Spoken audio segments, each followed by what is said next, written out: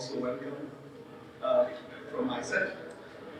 I think some of you saw me today in the morning opening up the session or opening the whole event. My name is Evan. I will be moderating us until the end of this track. So the next candidate is Jomar, I think, yeah, Jomar from the company IT Core Services. She will be talking about her project that is ongoing right now and holds a bachelor's degree, and as well, for instance, in mathematics, she has a master's degree. Dana, welcome. Thank you for being here, and looking forward so much to your yeah, thank you. Thank you. Can we maybe close the door? Yeah, thank you. Welcome to my talk, Beyond a Machine Learning Model. Today we will be taking a look how to interpret a machine learning model with endpoints. Before I start, I would like to start off with a question. What is the expected output, usually, from a machine learning project? First thing always comes to mind, people always say this, prediction of future events. People often focus on this part of the machine learning project. However, data scientists know that these steps that we take during the exploration of the data, the preparation of the data, and maybe afterwards, while we interpret the prediction of the model, can be just as insightful as the prediction themselves. Actually, I would even argue that in some cases it could be more important. I believe that every data science project, every, let's say, more specifically a machine learning project, within its goals, that we need not just to have a working machine learning project, machine learning model, but also to have a better understanding of data, how it was collected, a better understanding of our business and our processes. And indeed, during these steps, you can get learnings from your data that usually leads to insights about your business. Maybe you see something that you did not expect within the data that tells you new information about the processes or how your data was collected. Maybe it needs optimization, maybe it needs some kind of new invention about collecting your data. It always helps. And the use case that I will be talking about today uses this step of interpreting the machine learning model to have a deeper understanding of a process or an event. Before I show you this use case or this project that we worked on, I would like first to take a look at the tool we used. Endpoints, or cumulative local effect plots. It's a machine learning interpretability tool that uses visualization to show us how a specific feature affects the prediction of an existing model or a machine learning model. It has quite a few advantages. It's not only easy to interpret because it's a plot actually, but it is faster than its competitors, like partial dependence plots. Work with them, and it can work very well with correlated features, also unlike PDBs. So how does it work?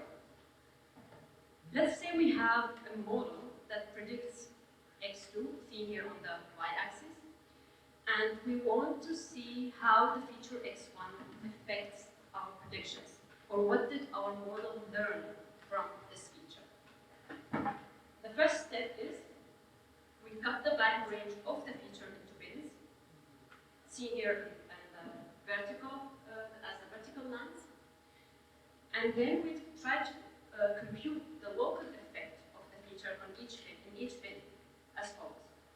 In each bin, we take each point, replace its value once with the lower bound of the bin, once with the upper bound of the bin. We make the prediction with these two new points, one on each edge, and then compute the difference between them. We get then the effect of the prediction in this specific point. The average of these differences within the bin is the local effect. And then eventually, to get the cumulative local effect, we take the cumulative sum of these local effects, thus producing a line. Maybe a more concrete example, I brought with me a minimum example, so my We have here, let's say we have a model that predicts housing prices using 4 features. One of which is the area in square meters.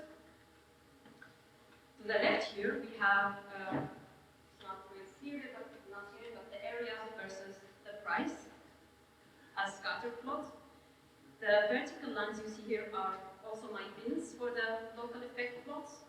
We use here the number of points within each bin as a feature because we do not want to have bins which are empty, so or with 1 point. So we use the number of points within each bin for the split. Because we have relatively a small amount of data in this example, we use just 5 bins. And to the right, we have the actual edit. So what is interesting for us here, when we look at an edit plot, is not really the values themselves, but rather the difference in the values. We can see here that our model has learned from this feature that once we hit the 150 square meters, our price goes dramatically up. It actually increased in an average from about this is about 130,000. And then the other term is about like 250. So we can see that our model has learned from this feature that the prices increase dramatically between 150 square meters till around 250 square meters, and then it has relatively less effect before and after these areas. That's a nice example, yeah, but it's not really applicable. Somehow it's a minimal example, but I do bring with me a real life use case. Yeah, this was not a very long time ago, right? We still remember this. It's haven't been a while since we've taken our masks away. Few months into the pandemic, governments around the world had to implement these measures to try to mitigate, if not stop, the spread of COVID-19. We all had to stay at home in lockdown. We all had to keep our children with us at home because schools were closed. We had to wear masks all the time, and this, of course, ignited this discussion. How effective are these measures really? Can we see their effects, or are they just some random measures that the governments want us to comply to? Of course, we as data scientists, we wanted to see what data have to say about this. Of course, because, yeah, it makes us have fun with data. So we formulated 2 questions we wanted answered. 1, how effective are these measures, if at all effective? And how long does it take to see this effect exactly? And our goal for this project was not to predict how the pandemic will spread. We want, of course, to train a machine learning model, but to see what the model would learn from the data.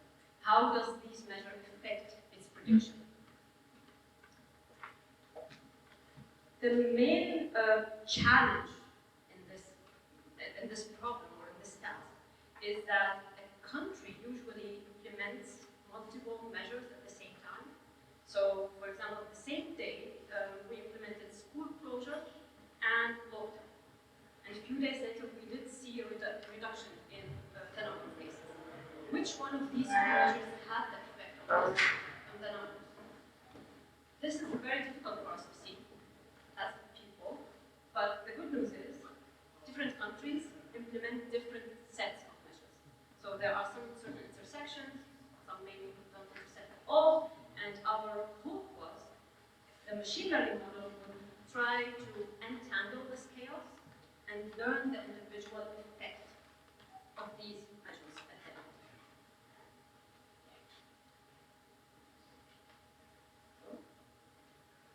end. For this project, we used 2 main data sources. For the number of cases, at the time we used the Johns Hopkins University data set. It had the cumulative number of daily cases from around 214 different countries, at least at the time of the project. So this was August 2020. And for the non-pharmaceutical measures, we used a data set collected and maintained by more than 180 scientists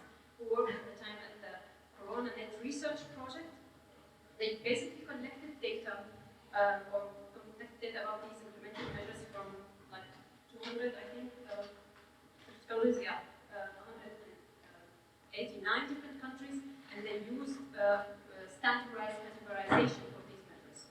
So we had 16 main categories, which included, for example, closure of schools, lockdown, social distancing, mask wearing, so on, plus multiple subgroups to give us more details within for each one of these measures, like was this national, local, or internationally implemented? Was this mandatory or optional? We had quite a few subgroups. And yeah, like I said, August 2020. Of course, like every data science and machine learning project, the data was not clean. There was quite a few things that we needed to do with the data.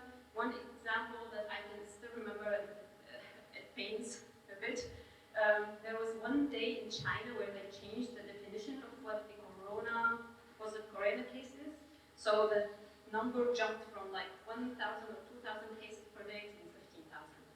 So there was quite a few problems within the data because each country handled its own measures and collecting data differently. And we wanted a way to compare these different countries and be able to use data from all countries. Eventually, what we used in the clean data, our target variable, or what the model would predict or learn, was actually the growth rate within each country. So this is the relative increase of cases, the data cases within each country. This gave us a measure that is comparable between the different countries. Very nice. It had modeled this exponential growth of the growth of cases of the pandemic in the early stages quite well. So yeah, no information lost there. Our features were actually the measures. So more concretely, each measure was a feature which included within it how many days since it was first implemented or imposed. And as promised, the output were L plots.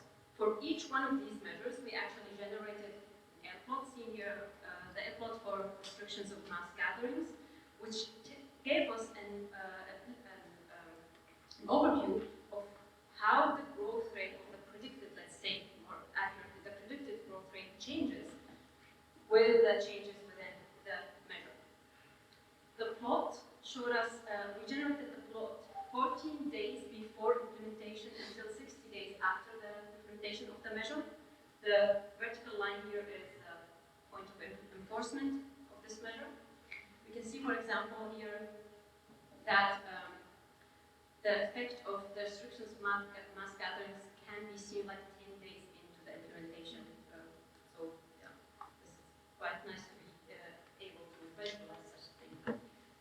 The brown line you see here is actually the average over all countries that use this measure, because not all countries use the same measures or interventions. And the gray lines are bootstrap samples in which we randomly took out or chose different countries for the modeling to have some kind of indication or a proxy for a confidence interval, so we can better see how accurate our results are.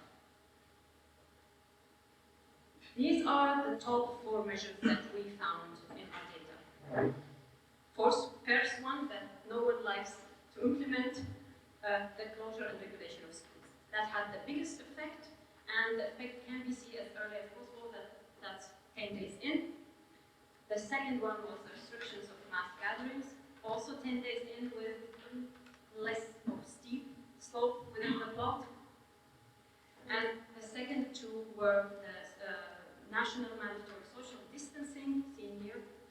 And the fourth one was the restriction and regulation of businesses, also mandatory and national.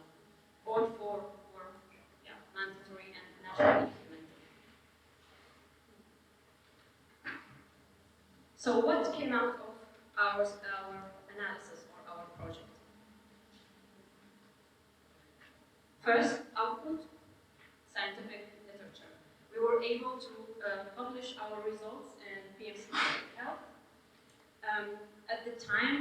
our study actually, we had the advantage that we were one of the first that were able to visualize this change over time in the growth rate. And there was quite few studies that did not use simulation at the time. Most of them used simulation, most of them focused mainly on how effective these measures are. Quite a few, or I think now a lot more, but at the time there wasn't a lot who focused on when does the effect unfold of these measures.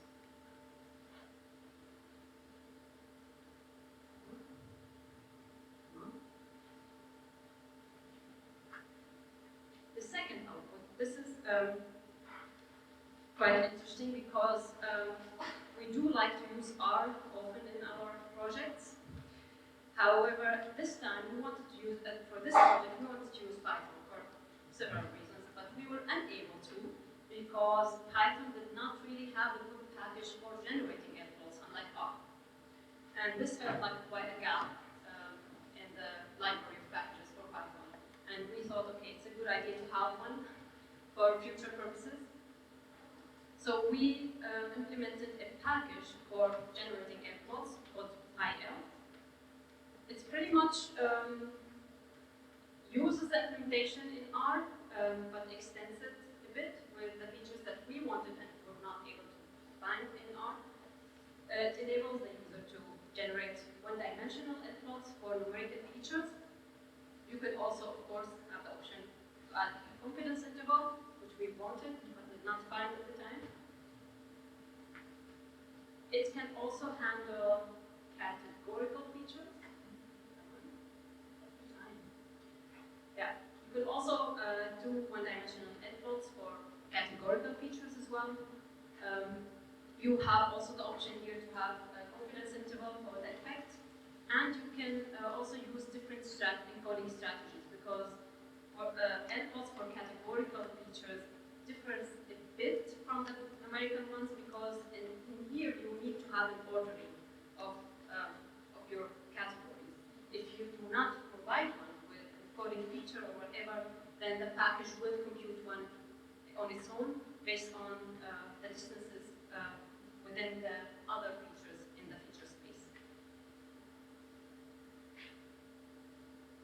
A nice feature that you will always be able to see how your data is distributed on the axis, whether with a rock, with the numerical features, or the bars with the categorical ones. And if you like to work around with matplotlib, if you feel like you're an expert, because I'm not, I do not like to work with matplotlib to be honest, but you have the option also to pass your own figure and axis to the function and then customize your plots however you like.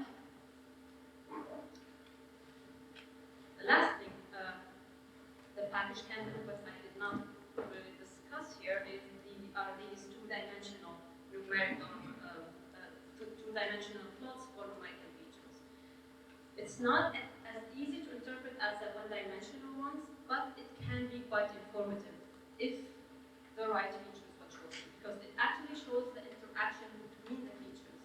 So if you chose two features that do not interact with each other, it will be probably useless. So yeah, for the two-dimensional, we need to be careful with your choice. I think I was too fast, but that was it for me. Thank you so much for listening, and I will happily answer any questions.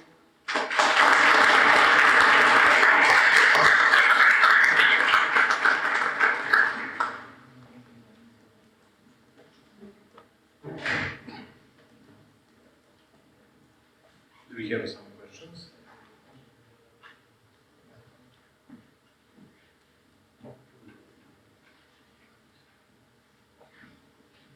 During the pandemic, I had quite a detailed look at both this data on the incidents. And so these data were provided in Austria on the level of Bundesländer.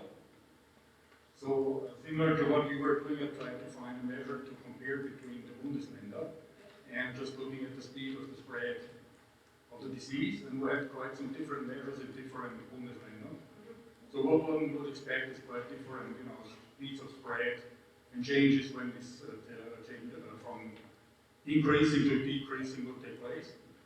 But it was interesting to see that a lot of the data from the Bundesländer indicated that we're going rather in a uniform way up and down. So probably indicating also what Mr. Klimek was finding out, that travel between the Bundesländer was one of the main influences,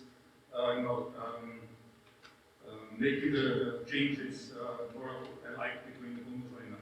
So the question would be, did you find similar effects, similar data between the countries? Mostly yes, to be honest. There was quite a similar trend, let's say, between the different countries. I can say this for sure. But we did not really take a deeper look within the effect for each country, but you can see this actually within the gray lines, because the gray lines that we use, the bootstrap samples, some had completely different set of countries within the data, and still we saw the same effect. So this was more or less a confirmation of our results. We were not, we were expecting and waiting for, but we could not publish without.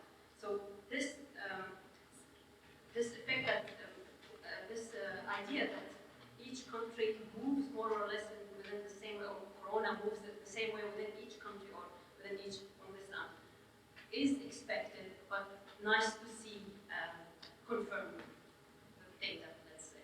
Okay.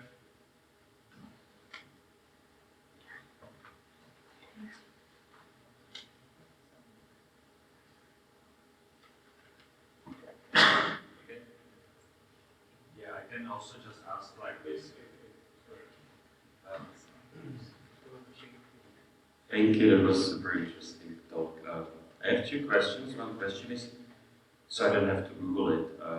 With this AL model, how does it automatically decide into how many bits to spread the input value, so the feature value? Well, most packages, the R package as well as the Python package, lets you use your own number of bits. So you just guess based on maybe per Yeah, distribution? I usually Sure. try with a lower number of bins because it gives you a more general idea. The more data you have, the more bins you are allowed to use, more or less. But at some point, it will be pointless to increase. For example, in our study, we used 20 to 50 bins, let's say. And that's for each feature, right? Yeah. You specify this. But then, if you choose it yourself, then the computation is easy, right? The plot, because you just see the response, or is it not, for these local effects? Well, the computation stays the same. The complexity of the computation also from, let's say, from the time, it will be a bit complexer with more bits. Mm-hmm. You won't really feel it because it's quite an efficient computation. Okay. There's no retraining or any sort within the. So it's really just an interpretation afterwards. It's not that it would train a model for each of the No, we use separate the bits. same model, but just prediction on 2 different points per point. Oh, okay. So it just actually selects the points in the data, and then makes the prediction on the test set, let's say. Exactly. And then makes the plot with not like the first order difference, let's say. Yeah. Okay, cool. That's interesting. This actually, this idea that you can compute the local effect in the bin is what makes the L plots a lot more interesting than partial dependence plots. Yeah. Because in the other case, you actually, to see the effect of one value, you replace this value with all data points in this data set. So you, for example, in our example, this prediction of the price of housing, you might end up with data points which have like 10 rooms but still 40 square meters, which does not make sense at all. This binning within the L plots makes it more realistic. The data points you are predicting are more realistic, and the local effects are a lot more accurate, let's say. Yeah. Okay, thank you. And regarding the article, because the graphs you actually showed with this time of the onset of effects since implementation, it seemed really plausible actually. There was around these 10 days, I think on average, from the graphs, right? Sorry, one more time? The time of onset since implementation of the regulation, let's say the intervention, like the time till you see the effects. Yeah. Because I saw like 10 days on average was the time for it to start working. So it seems really plausible. I was curious which model did you use for Eventually, it was gradient boosted trees. okay. We tried a couple of different ones, but I think this was, I'm not 100% sure to be honest, but we tried like gradient boosted trees, random forests were our top two choices, and one of these two were eventually in the study. And does it use regularization, the model? I cannot say that for sure now. Because I'm just asking, like, because I tried to do something like that, and I was thinking about the, it was just a few countries in Europe, but it's basically like from econometrics. So then social sciences, this is like something like a natural experiment that like, yeah, in some countries there was basically natural variation in the time and the type of regulation that was implemented. So there's like a moral difference in differences that would do something like that. I think what worked very well with us is the fact that we more or less built our data set to be to fit our need. Yeah. So our features were actually the DSC implementation. So we had like for social distancing, we started from like -14, -13, and so on until day 0 and so on. So yeah. So you could capture many individual basically variations. Yeah. So we wanted to build this time along the feature. Okay. Yeah, because, yeah, okay, it's fine, we can discuss this later. Thank you. Sure.